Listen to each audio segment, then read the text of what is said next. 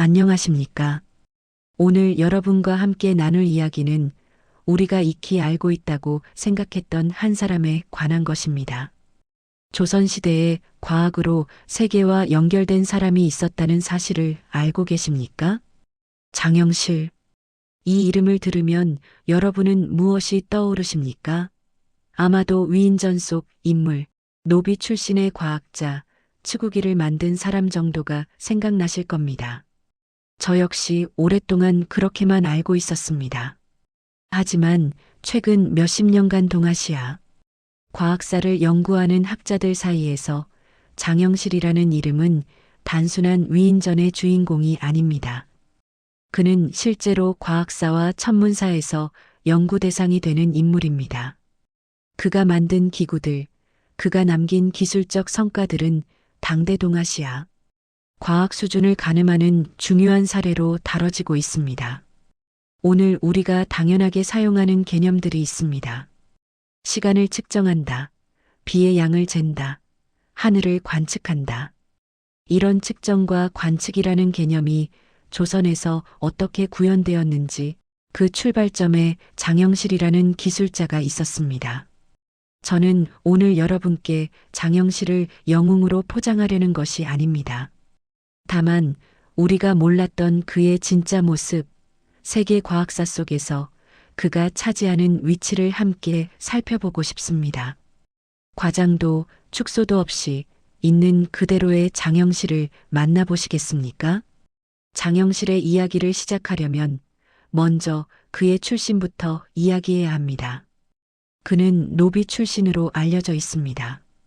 정확히는 관노비의 자식이었다고 전해집니다.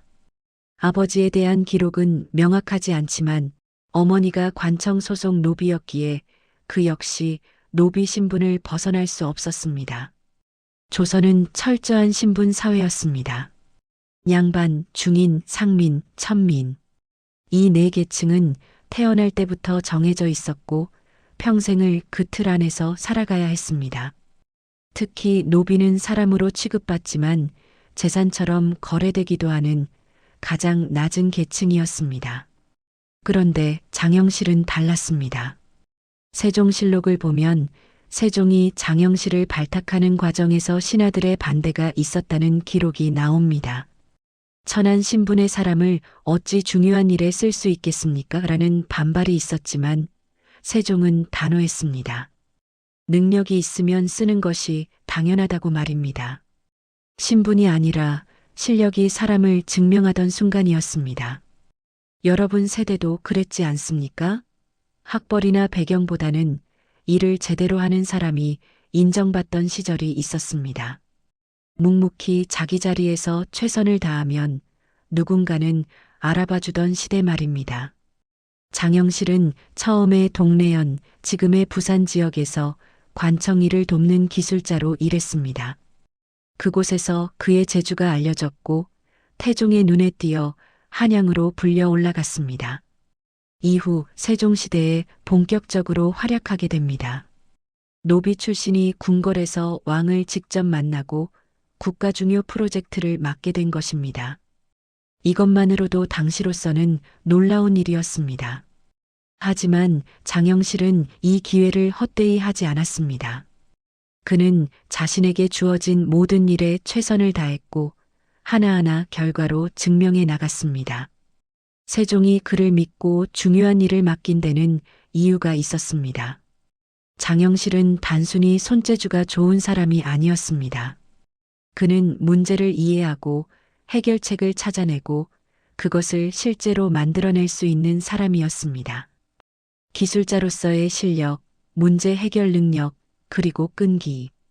이 세 가지가 그를 특별하게 만들었습니다.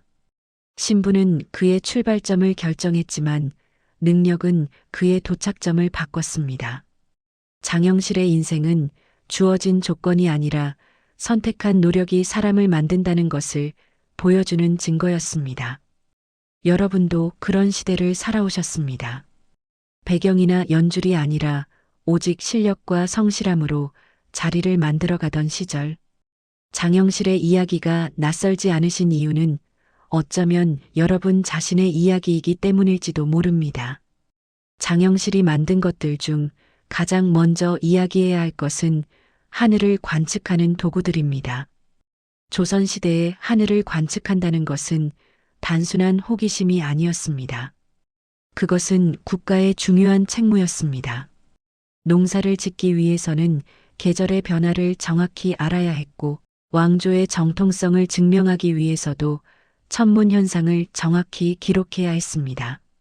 세종은 중국에서 들여온 천문 기구들이 있었지만 조선의 하늘에 맞는 우리만의 도구가 필요하다고 생각했습니다.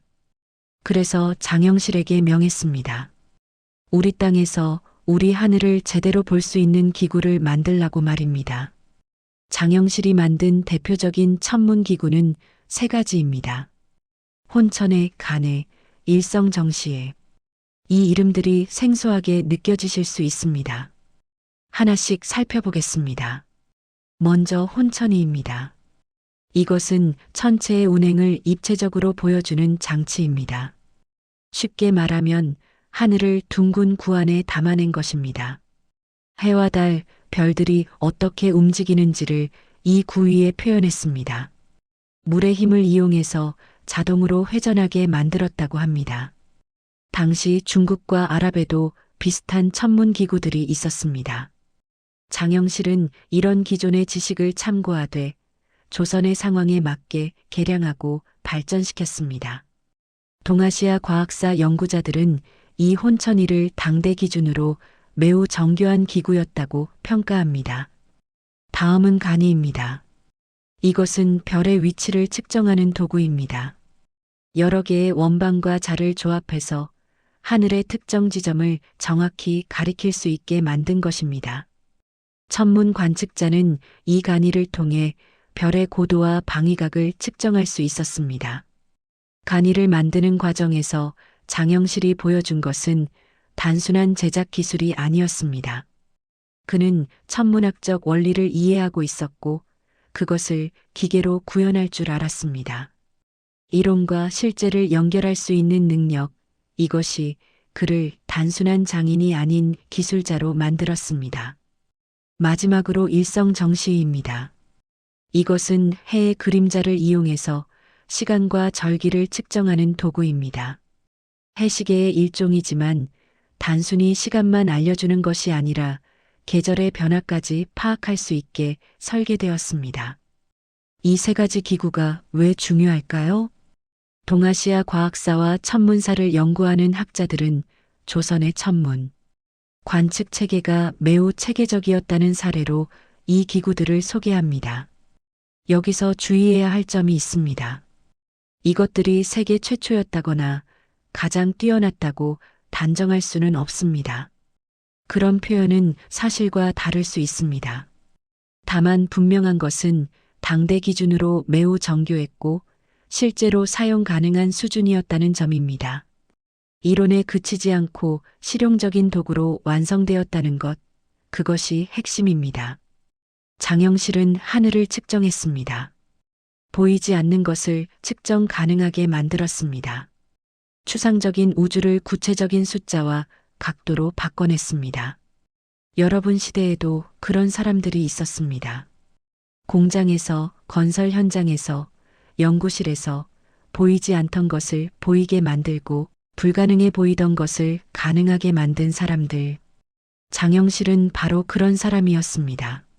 하늘을 측정한다는 것은 결국 세상을 이해하려는 노력이었습니다. 그리고 그 이해를 통해 더 나은 내일을 준비하려는 의지였습니다. 이제 장영실하면 가장 먼저 떠오르는 발명품을 이야기할 차례입니다. 바로 치구기입니다. 치구기는 비의 양을 측정하는 도구입니다.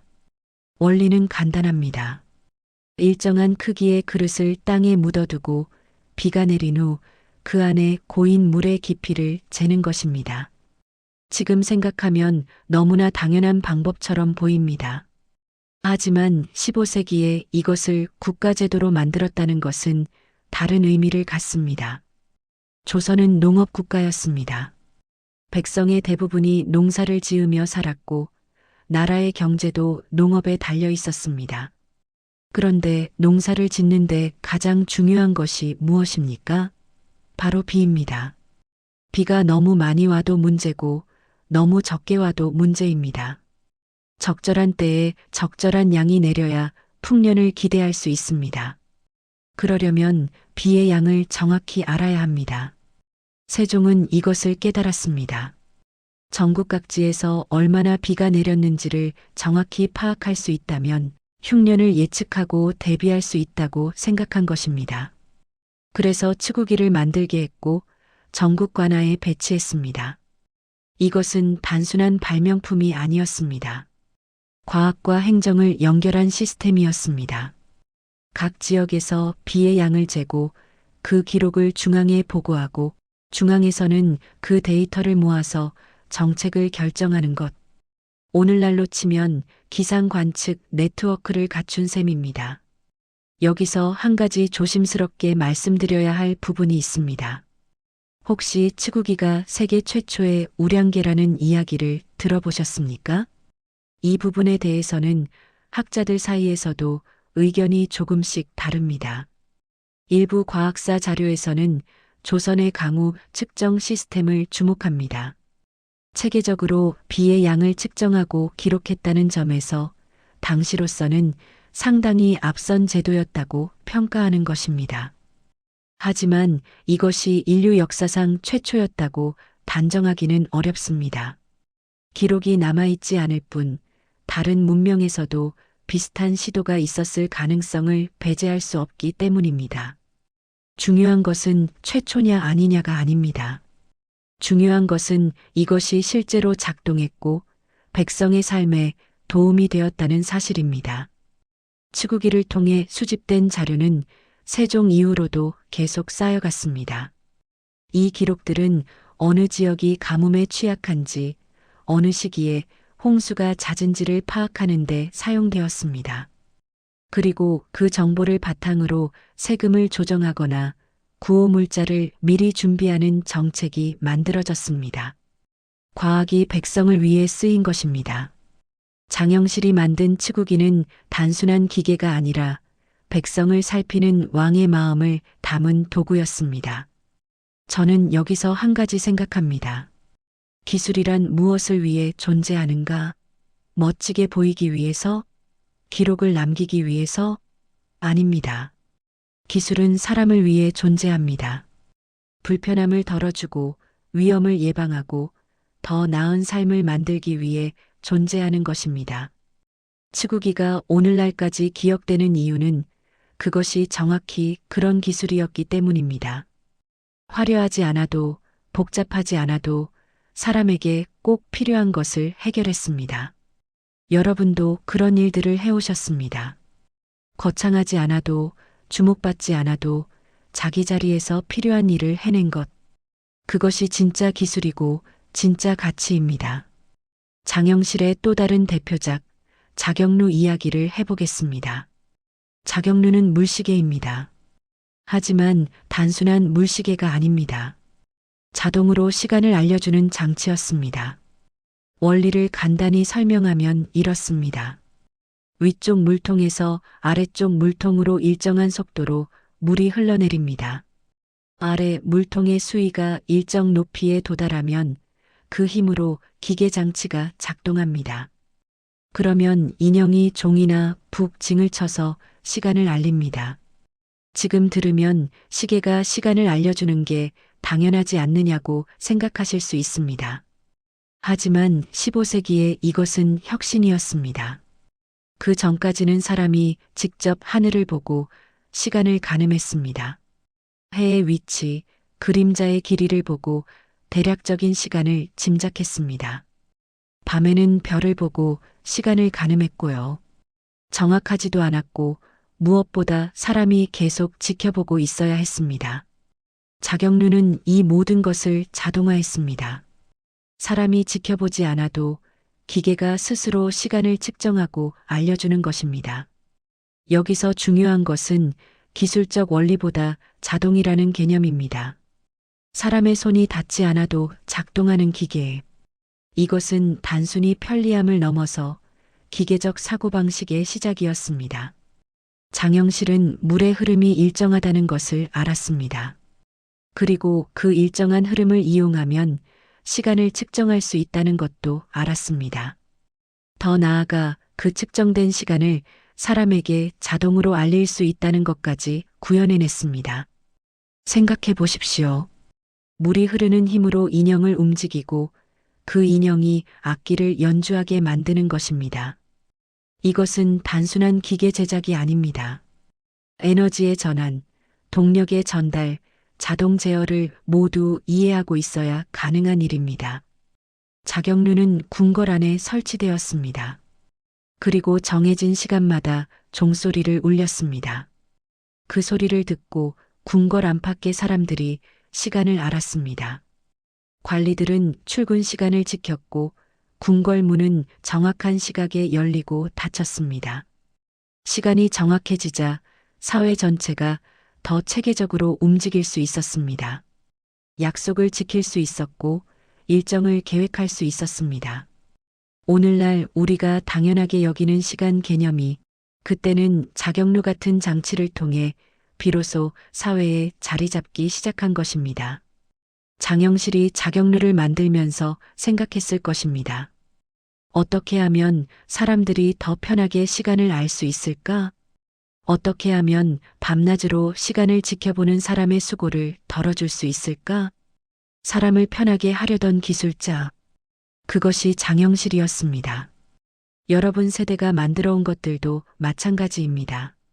공장에서 자동화 설비를 만들고 사무실에서 업무 시스템을 개선하고 가정에서 편리한 도구를 고안해낸 것들.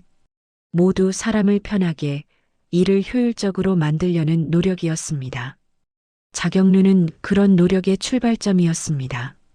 기계가 사람을 대신할 수 있다는 것, 그리고 그것이 사람을 위한 것이라는 사실을 보여준 장치였습니다. 이제 가장 궁금해하실 질문에 답할 차례입니다. 세계는 장영실을 알고 있을까요? 외국 사람들도 장영실의 업적을 인정할까요? 먼저 분명히 말씀드려야 할 것이 있습니다. 장영실이 전 세계적으로 유명한 과학자는 아닙니다. 뉴턴이나 갈릴레오처럼 누구나 아는 이름은 아닙니다. 그것은 사실입니다. 하지만 그렇다고 해서 장영실이 평가받지 못하는 것은 아닙니다.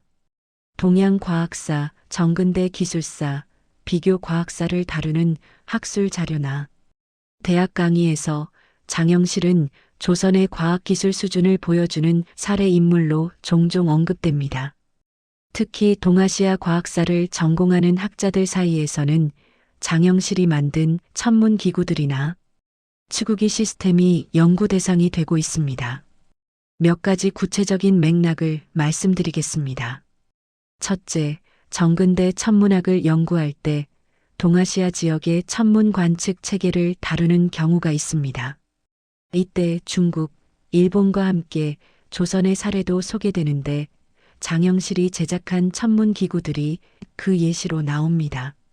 당대 기준으로 정교한 관측 도구를 자체 제작했다는 점에서 주목받는 것입니다. 둘째, 기상 관측의 역사를 다룰 때입니다. 체계적인 강우량 측정이 언제부터 시작되었는가를 논의할 때 조선의 치구기 시스템이 조기 사례로 언급되는 경우가 있습니다. 물론 학자마다 해석이 다르고 다른 문명의 사례와 비교하며 신중하게 평가하지만 적어도 주목할 만한 제도였다는 점은 인정받고 있습니다. 셋째, 기술사에서 정근대 자동기계를 연구할 때입니다. 자경루 같은 자동 시보 장치는 당시로서는 복잡한 기계 시스템이었습니다. 이런 기술이 유럽뿐만 아니라 아시아에서도 발전했다는 것을 보여주는 사례로 다뤄지기도 합니다. 중요한 것은 이겁니다. 장영실은 단독으로 세계를 놀라게 한 영웅이 아닙니다. 그보다는 조선이라는 나라의 과학기술 수준을 보여주는 상징적 인물입니다. 조선은 과학이 발달하지 않은 나라가 아니었습니다. 천문, 기상, 농업, 의학 등 여러 분야에서 체계적인 연구와 기록이 이루어졌습니다. 장영실은 그 흐름 속에 있던 한 사람이었고 그의 기술은 당대 조선 과학의 성과를 구현한 것이었습니다. 외국의 과학사 연구자들이 장영실을 언급하는 이유는 그가 특별히 천재여서가 아닙니다. 그보다는 15세기 조선이라는 사회가 과학기술을 어떻게 활용했는가를 보여주는 좋은 사례이기 때문입니다. 장영실 혼자 모든 것을 만들어낸 것도 아닙니다. 그에게는 이천이라는 동료가 있었고 정음지 같은 천문학자들이 있었으며 무엇보다 세종이라는 후원자가 있었습니다.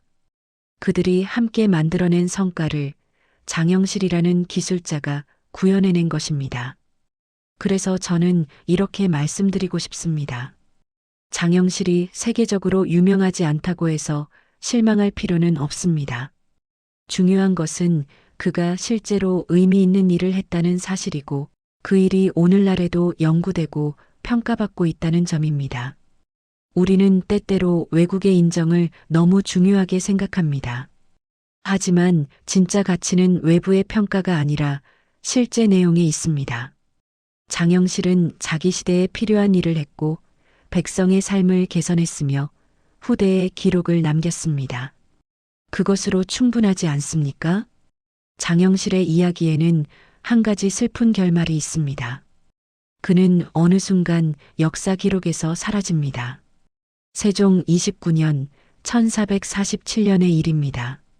장영실이 제작을 감독한 왕의 가마가 부러지는 사고가 발생했습니다. 다행히 세종은 다치지 않았지만 이 사건은 큰 문제가 되었습니다. 당시 법에 따르면 왕이 타는 물건에 하자가 있으면 그것을 만든 사람이 책임을 져야 했습니다. 신하들은 장영실을 엄히 처벌해야 한다고 주장했습니다. 세종은 장영실을 감싸려 했지만 결국 곤장을 치는 처벌이 내려졌습니다. 이후 장영실에 대한 기록은 더 이상 나오지 않습니다. 그가 언제 죽었는지, 어디서 생을 마감했는지 아무도 모릅니다. 역사는 그에 대해 침묵합니다. 왜 그랬을까요? 첫째, 정치적 환경이 바뀌었습니다. 세종 말기로 갈수록 신하들의 목소리가 커졌고 왕의 개인적 신임만으로는 신분의 벽을 넘기 어려워졌습니다. 장영실처럼 낮은 신분 출신이 높은 자리에 있는 것을 탐탁지 않게 여기는 사람들이 많았습니다. 둘째, 기술자의 위치는 본질적으로 불안정했습니다. 아무리 뛰어난 능력을 가졌어도 기술자는 필요할 때 불리는 사람이었습니다. 일이 끝나면 다시 제자리로 돌아가야 했습니다. 권력의 중심에 있을 수 없었습니다. 셋째, 조선은 기록 중심 사회였지만 그 기록은 선택적이었습니다. 양반과 관료의 행적은 자세히 기록되었지만 기술자나 장인의 삶은 상세히 남지 않았습니다. 그들은 일의 결과로 평가받았을 뿐 개인으로서 기억되지 않았습니다. 필요할 때 불렸고 일이 끝나자 이름은 남지 않았습니다. 이 말이 여러분께는 낯설지 않으실 것입니다. 여러분 세대도 비슷한 경험을 하지 않으셨습니까? 회사에서, 현장에서 일할 때는 꼭 필요한 사람이었지만 은퇴하고 나면 금방 잊혀지는 것. 기여한 만큼 인정받지 못하는 것. 장영실의 말년이 슬픈 이유는 그것이 단지 한 개인의 비극이 아니라 수많은 기술자와 일꾼들이 겪어온 공통된 운명이었기 때문입니다. 하지만 역사가 그를 잊었다고 해서 그의 가치가 사라지는 것은 아닙니다. 그가 만든 기구들은 그가 사라진 후에도 계속 사용되었습니다. 그가 남긴 기술은 후대에 전해졌습니다. 그가 보여준 정신은 오늘날까지 이어지고 있습니다. 기록에는 남지 않았지만 영향은 남았습니다. 이름은 지워졌지만 업적은 계속되었습니다. 어쩌면 그것이 진짜 유산일지도 모릅니다. 화려한 기록이 아니라 실제로 사람들의 삶을 바꾼 것. 자신의 이름보다 자신의 일이 더 오래 남는 것. 장영실은 기록에서 사라졌습니다. 하지만 그가 남긴 것들은 사라지지 않았습니다. 그리고 그것이 한 기술자가 남길 수 있는 가장 의미 있는 흔적이 아닐까 생각합니다. 이제 이야기를 마무리할 시간입니다. 우리는 오늘 장영실이라는 한 사람의 인생을 함께 살펴보았습니다. 그의 출신, 그의 업적, 그의 기술, 그리고 그의 말년까지. 그렇다면 장영실이 정말로 위대한 이유는 무엇일까요? 그것은 세계에 이름을 알렸기 때문이 아닙니다. 외국 교과서에 실렸기 때문도 아닙니다. 최초의 무언가를 만들었기 때문도 아닙니다. 장영실이 위대한 이유는 기록보다 먼저 사람을 살폈기 때문입니다. 그가 만든 치국이는 백성이 굶주리지 않도록 하기 위한 것이었습니다. 자경루는 사람들이 시간을 편하게 알 수 있도록 하기 위한 것이었습니다. 천문기구들은 농사철을 정확히 파악해서 백성의 삶을 안정시키기 위한 것이었습니다. 그의 모든 기술은 사람을 향해 있었습니다. 화려함을 위한 것이 아니라 필요를 채우기 위한 것이었습니다. 자랑하기 위한 것이 아니라 해결하기 위한 것이었습니다. 이것이 진짜 기술입니다. 이것이 진짜 과학입니다. 오늘날 우리는 첨단 기술의 시대에 살고 있습니다. 인공지능, 로봇, 우주선, 놀라운 것들이 계속 나옵니다. 하지만 가끔 이런 질문을 해야 합니다.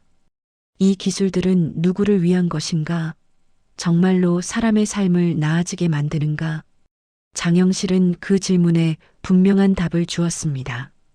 기술은 사람을 위해 존재한다고. 그리고 가장 좋은 기술은 가장 필요한 사람에게 가장 필요한 도움을 주는 것이라고. 여러분도 그런 삶을 살아오셨습니다. 거창한 성과를 남기지 않았어도 자기 자리에서 필요한 일을 해내셨습니다. 누가 알아주지 않아도 해야 할 일이기에 묵묵히 하셨습니다. 공장에서, 사무실에서, 가게에서, 농장에서, 집에서 여러분이 해온 일들은 모두 장영실의 정신과 닿아 있습니다. 사람을 위한 일, 필요한 일, 제대로 된 일. 장영실의 진짜 유산은 박물관에 전시된 유물이 아닙니다. 그의 진짜 유산은 필요한 곳에 필요한 기술을 만들어내는 정신입니다. 화려하지 않아도 가치 있는 일을 해내는 태도입니다. 그는 노비 출신이었지만 왕의 신임을 받았습니다. 기록에서 사라졌지만 역사에 남았습니다. 세계적으로 유명하지 않지만 의미 있는 일을 했습니다. 결국 중요한 것은 이름이 아니라 내용입니다. 평가가 아니라 실제입니다. 기록이 아니라 영향입니다. 저는 오늘 여러분께 묻고 싶습니다. 여러분 시대에도 이런 장영실이 있지 않았나요? 이름은 알려지지 않았지만 자기 일을 묵묵히 해낸 사람들. 기록에는 남지 않았지만 다른 사람들의 삶을 편하게 만든 사람들. 화려한 조명은 받지 못했지만 진짜 필요한 일을 해낸 사람들. 그 사람들이 바로 오늘날의 장영실이 아닐까요? 그리고 어쩌면 여러분 자신도 누군가에게는 그런 존재였을 것입니다. 누군가의 삶에 작은 편리함을 만들어준 것. 누군가의 어려움을 덜어준 것.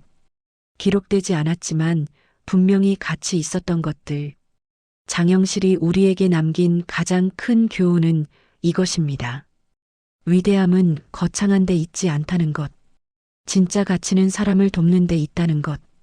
그리고 제대로 된 일은 시간이 지나도 사라지지 않는다는 것. 오늘 이야기를 들으시면서 여러분 삶 속의 장영실을 떠올려 보시기 바랍니다. 그리고 여러분 자신이 해온 일들도 돌아보시기 바랍니다. 기록되지 않았어도 괜찮습니다. 칭찬받지 못했어도 괜찮습니다. 중요한 것은 여러분이 한 일이 누군가에게 의미가 있었다는 사실입니다.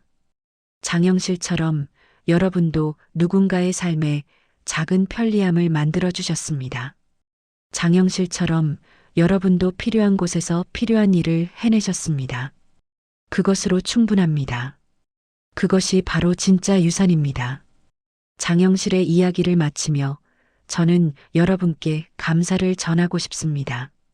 기록되지 않은 수많은 일들을 해내신 것에 대해, 인정받지 못한 수고를 기꺼이 감당하신 것에 대해, 여러분이 바로 우리 시대의 장영실입니다.